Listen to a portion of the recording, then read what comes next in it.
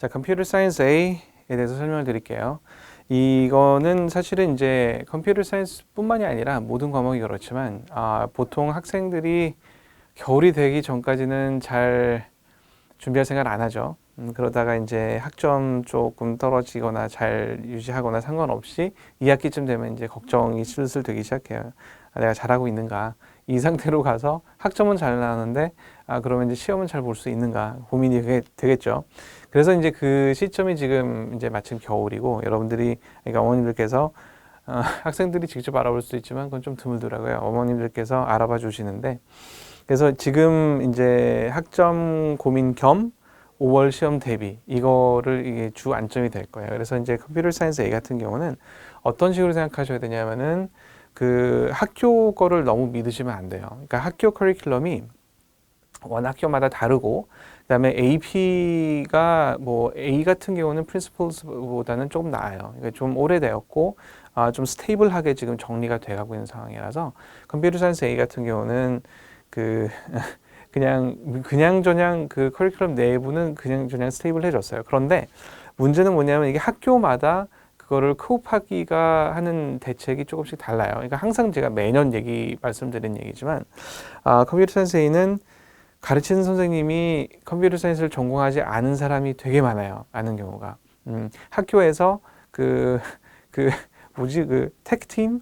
그러니까 학교에서 랩톱들을 관리를 해주는 그런 사람들이 강의를 하는 경우도 있고, 겸사겸사해서 다른 과목 하던 선생님이 부업으로 하는 경우도 있고, 왜냐하면은 급작스럽게 컴퓨터 사이언스가 부상하다 보니까, 어머님들께서 이제 요청은 많이 하고, 그래서 코र्스는 필요한데, 선생님 섭외는 좀 힘들어요. 그리고 코딩이 실력 있는 사람들을 섭외하는 경우는, 그건 또 다른 문제가 있어요. 그래서 사실 이제 본편 설명 전에 이제 항상 제가 궁금해 하시는 부분이라서 설명을 드리는 건데, 그래서 그 선생님들이 단적으로 말하자면 첫 번째 전공자가 아닌 선생님이 강의를 하시는 경우가 되게 많아요. 학교에서. 그러다 보니까 그런 선생님들이 대부분 하는 거는 어떤 식으로 하냐면은 AP 코र्스룸 클래스룸에서 AP 코र्스워크를 쭉 나열해 놓은 게 있어요. 그걸 그대로 따라가요.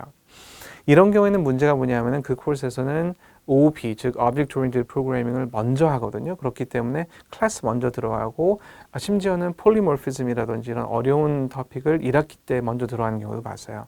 그렇게 조금 코딩을 배우기에는 적합하지 않은 형태로 진행이 돼요. 그래서 이제 그런 경우 하나가 있고 또 한 가지는 코딩을 굉장히 경험이 많은 선생님을 비싼 돈 주고 섭외했어요. 예를 들어서 뭐 구글에서 몇십 년 동안 코딩을 했었던 경험이 있는 사람들 이런 분들을 모셔서 그 강의를 구성을 하다 보니까 이런 경우에는 컴퓨터 좀 빠삭해요. 그런데 AP 컴퓨터 사이언스에 있는 이분들의 입장에서는 한 20년, 30년 전에 했었던 내용이에요. 그러니까 학생들이 설마 이거를 모를까라고 생각해가지고 전혀 설명을 안 하는 부분들이 되게 많아요. 근데 그 부분들이 학생들한테 필요한 거죠. 이렇게 극과 극이에요. 그러니까 아주 초보자가 강의를 하거나 아니면 너무나 경험이 많은 사람이 강의를 하는 것도 또 문제가 되더라고요. 학생들의 입장에서는. 그래서 그런 게 이제 혼자 하다 보니까 처음에는 학생들이 딱 들어와가지고 원래 이런 건가 보다 라고 생각하고 거기에 적응하는데 이제 1학기가 지나요. 그때가 이제 서머 끝나고 뭐 10월, 11월 가면서 지금 요즘 그런 과정을 거쳐가고 있어요. 그런데 나중에 이제 아직은 여기가 아니군요. 나중에 이게 겨울 지나가지고 스프링, 즉 그 시험을 직접 봐야 될 때가 오게 되면은 이제 걱정이 막 되는 거죠. 이 상태로 가서 내가 배운 게 충분한가? 진도는 선생님들이 이제 끌고 가다 보면은 뭐 중구난방이에요. 애들이랑 무관하게 마구마구 나간 선생님도 있고 애들을 걱정하다 보니까 진도가 반의 반도 못 나가는 경우도 있어요. 진짜 그런 경우가 많아요. 그러니까 여러분들이 어떤 상황 유학을 가서 미국에서 지금 보딩스쿨 다니고 있다. 그냥 퍼블릭 스쿨에서 다니고 있다. 한국에서 인터내셔널 스쿨에 있다. 한국은 조금 그나마 난 편인데 그래도 외국에서는 되게 황당한 경우도 많이 봤어요. 그러니까 여러분들이 어떤 상황이건 간에 지금부터는 이제 더 이상 시간 로스가 생기면 안 돼요. 지금부터는 시험을 대비하기 위해서 특히 2학기 GP를 이제 완성하기 위해서 여러분들이 꼭 해야 될 것들이 뭔지 그걸 아웃라인을 해주고 그 대비를 해주는 강의가 이제 윈터 그 FRQ, MCQ 겸해서 나가는 이 특강이에요. 그래서 늦어도 윈터 때는 시작을 하셔야 돼요. 만약에 윈터 때 시작을 안 하고 스프링까지 간다. 이건 되게 위험한 게 항상 다 그러겠죠. 빨리 들어라. 이렇게 얘기를 하는데 이 과목은 특히 그래요. 이 과목이 이제 여러분들이 어머니께서 많이들 듣는 게 뭐냐면은 그런 거거든요. 그 시험 임박해서 문제 조금만 풀고 가다 보면은 그냥 5점 나오더라. 이런 얘기를 많이 들으셨을 거예요. 그래서 학생들도 주변에서 그 자기 친구들한테 그 얘기 듣고 나 작년에 들었는데 진짜 쉽게 5점 나왔어. 이런 소문을 듣고 그거를 믿어요. 근데 여기서 이제 한 가지 고민을 하셔야 될 건 뭐냐면은 이 컴퓨터 사이언스라는 것은 두 번째 특징. 첫 번째는 선생님들이 너무 중구난방이다 이런 얘기 했었죠. 두 번째 특징은 뭐냐면은 학생 개인의 편차가 굉장히 심해요. 다시 말해서 컴퓨터 사이언스를 굉장히 잘하는 학생은 너무너무나 잘하고 못하는 학생들은 못하죠. 그 차이가 너무 심해요. 그렇기 때문에 선생님들이 이제 학교에서 매니지하는 거에도 그 차이가 있지만 여기서 중요한 건 뭐냐면은 여러분들이 듣는 난 이거 한 5일 공부하고서 5점 나왔어. 이런 사람들은 그 맨 위에 있는 스펙트럼에 해당하는 학생들의 가능성이 되게 높아요. 그렇기 때문에 결론은 뭐냐? 소문 믿지 마세요. 다른 사람이 5일 공부해서 5점 나왔다 해서 이게 여러분도 그렇게 할 수 있으려는 보장은 없어요. 그러니까 실제로 공부를 해봐야 되고 내 경험으로는 대다수의 학생들, 즉 인류의 한 10%만이 코딩 브레인즈를 타고났다라고 할 정도로 자연스럽게 이걸 습득해요. 나머지는 노력이 좀 필요해요. 안 된다는 게 아니라. 그래서 여러분들이 그 궤도에 오를 때까지 필요한 시간이 최소한 한 두세 달 코딩이 여러분들 손에서 나와야 돼요. 그게 꼭 필요한 게 있어서 그거를 시작할 수 있는 가장 늦은 시점이 이제 겨울이라고 봐요. 겨울이면 늦지는 않았어요. 그런데 겨울을 지나가잖아요. 그러면은 겨울방학 지나고 여러분들이 학기 시작하잖아요. 그럼 이미 늦었어요. 내가 볼 때는. 그래서 여러분들이 만약에 이제 보딩스쿨이라서 윈터가 좀 짧아요. 그죠? 그러면은 윈터하고 그다음에 스프링 브레이크 때 한 3주 정도 있잖아요. 그때 두 개를 중점적으로 여기다 투자를 하셔야 되고 그다음에 그걸 놓쳤다. 그러면은 이제 스프링 브레이크 때 어쩔 수 없이 가야 되죠. 학기 중간에 조금씩 공부를 하세요. 국내 학생이고 뭐 국내 특목고라든지 이런 경우라서 방학이 이제 스케줄이 좀 다르잖아요. 방학이 한 2달 정도 있으면은 그때는 봄방학이 없어요. 그러니까 방학 때 그걸 무조건 이거를 어느 정도 한 7, 80%를 다 끝낸 상태로 가야 돼요. 여러분들이 학교에서 강의를 안 듣고 혼자서 이거를 트라이 한다. 그러면은 대부분 겨울 때 이제 시작을 해요. 지금 그런 경우 세 번째 경우에도 마찬가지로 지금이 시작할 적기예요. 너무 미뤄두지 마세요. 여러분들 다른 거 공부하는 거 많은 거 알아요. 하지만 이거는 공부하는 절대 시간의 분량이 많지 않아요. It's not like calculus or AP Chem. 그 얘네들은 이제 절대 시간이 많이 필요하거든요. 근데 이거는 그렇게까지는 필요하지 않은데 이게 참 신기한 게 보면은 배워서 내 걸로 소화해 나가는데 시간이 필요해요. 그러니까 idle time이라고 해야 되나? 그런 게 있어요. 그래서 가만히 있다가 이해가 안 됐는데 이게 이해가 될까 말까 해서 맨 처음 습득할 때는 이게 긴가민가 하는데 조금 있다 보면은 이게 머릿속에서 정리가 되면서 이해가 될 때가 있어요. 그런 특성이 조금 있는 과목이라서 절대 시간이 필요해요. 다시 말해서 10시간씩 공부하는 것보다는 물론 그렇게 하면 좋겠지만 2시간 공부하다가 하루 이틀 있다 2시간 공부하고 그게 차라리 한 열흘 놀다가 하루에 10시간을 공부하는 것보다 훨씬 효율적이에요. 특히 이런 컴퓨터 사이언스 같은 경우는. 이게 언어 과목에서 나오는 특징인데 내가 언어 과목이라는 것은 컴퓨터 사이언스 언어 뭐 Java, C 이런 게 아니라 English language 뭐 여러분들이 Spanish라든지 Chinese 이런 걸 할 때 똑같이 적용되는 거예요. 언어는 습득하는 기간, 쿠킹 타임이라는 그런 게 필요해요.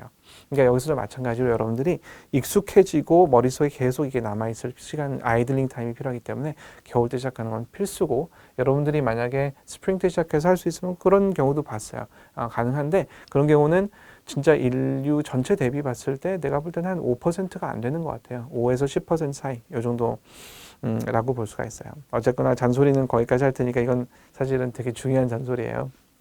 그래서 이런 시간으로 이제 여러분들이 가지고 그런 관점으로 이제 이걸 시작을 하는데 뭐 매년 이 정확한 날짜랑 이런 건 조금씩 다르지만 크게 다르지 않아요. 겨울에는 여러분들이 한 2주 정도 가지고 인텐스하게 매일 하는 시간이라서 이때 코딩을 여태까지 조금 경험이 부족했다 이런 사람들은 지금 여기서 시작해서 아주 인텐스하게 아주 빡세게 한국말 편곡 표현이 되게 좋은 게 많아요. 공부할 때 쓰기에는.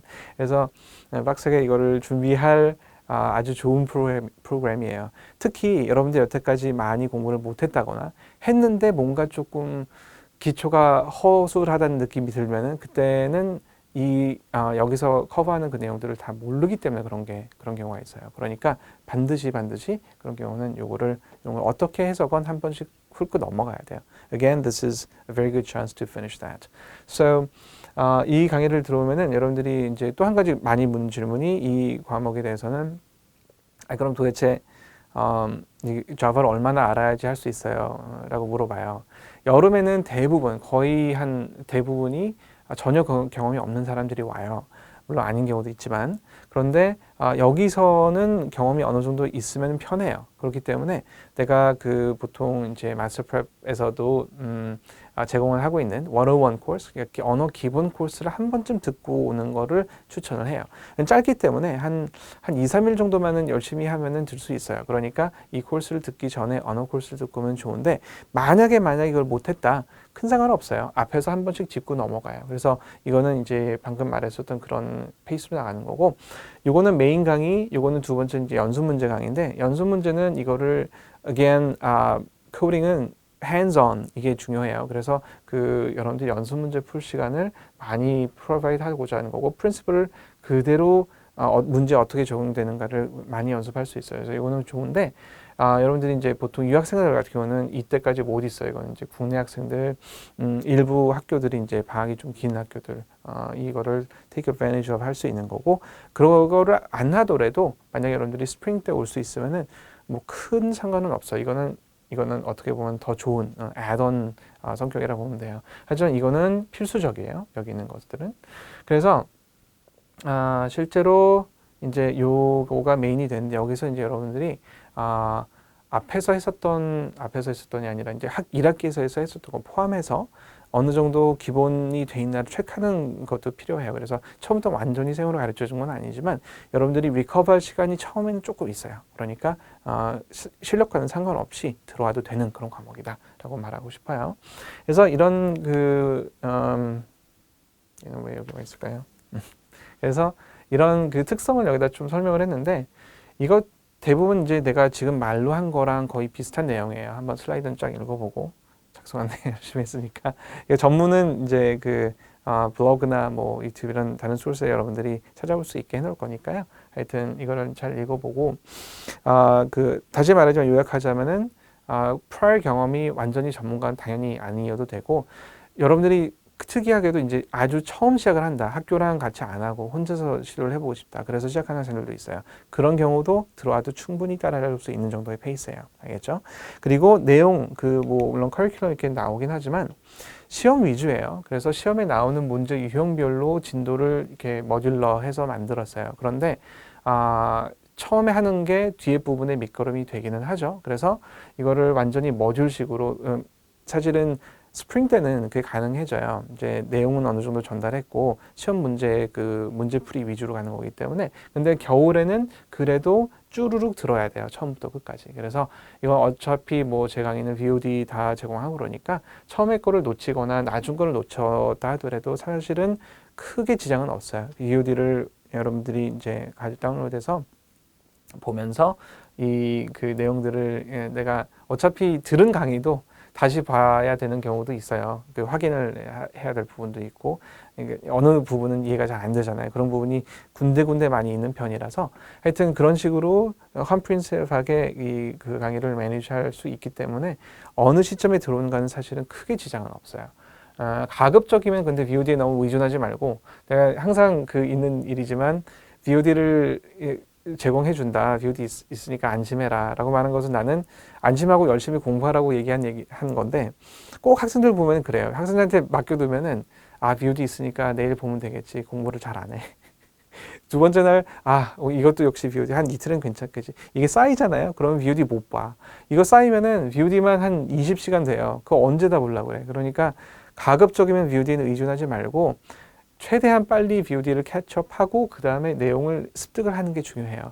그러니까 VOD를 나는 정말 순수하게 좋은 의도에서 줬는데 그게 오히려 backfire 하는 경우가 있더라고요. 그래서 되도록이면은 하지만 여전히 주긴 줄 거예요. 그러니까 안심을 하되 조금 이 페이스를 따라와서 여러분들이 이 기간 안에 이거를 습득해야지 좋다. 뭐 이렇게 설명을 하겠어요. 어쨌거나 뭐 그 커리큘럼 이런 것들도 다 설명을 했고 하여튼 이제 그 수업 들어와서 본격적으로 이제 보는 거 이게 중요하겠죠. 수업은 사실은 이제 내용 면도 중요하지만 연습 문제와 여러분들 실질적으로 어떤 힘든 점이 있다 이거를 수업 시간에 실시간으로 커렉션 해줄 수 있는 그런 게 장점이기 때문에 하여튼 들어오면은 다 같이 이제 모여서 디스커션 하면서 재밌는 시간을 보내보도록 해요. 여기까지 해서 AP Computer Science A 설명을 마칠게요.